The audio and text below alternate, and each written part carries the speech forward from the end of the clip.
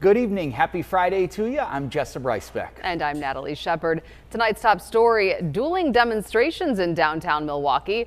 A grassroots community group crashed a police union protest near Milwaukee City Hall. Yeah, the officers union is protesting for higher pay, but a lot of people want that money spent elsewhere in the community.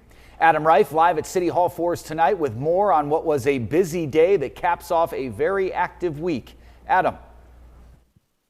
It certainly was. The police union has tried to put pressure on the city as this very tense contract negotiation process has continued. However, this morning they were thrown a curveball as a different group met before they did and counter-protested the police.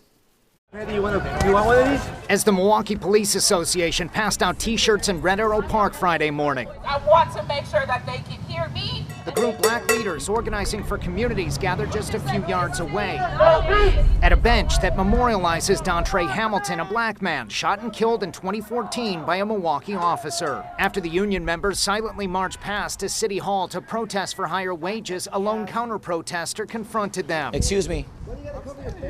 As police union president Alexander Ayala delivered his message. These are the issues that the Milwaukee Police 50% Association has. You're feckless? You're useless? Is that what you're saying? Yeah. Say it then. Again, Ayala spoke briefly, targeting Mayor Cavalier Johnson. he verbally told us, if you help me get Act 12, I will take care of you guys. And then he didn't. So he lied. He backstabbed the Milwaukee police officers that work for him. But the rest of the protesters soon arrived at City Hall and drowned him out. All right.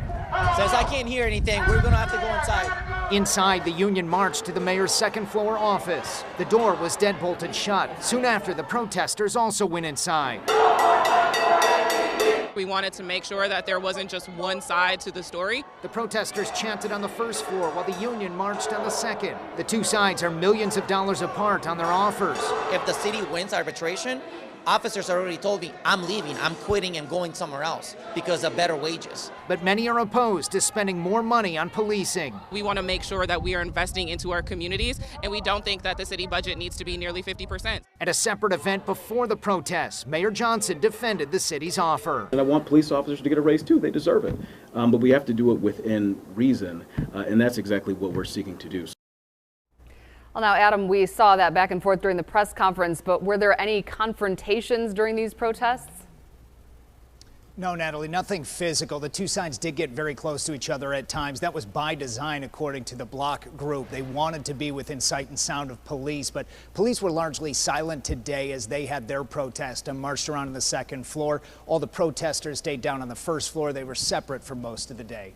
Some intense moments for sure, but glad there was no physical confrontations. Adam, thank you.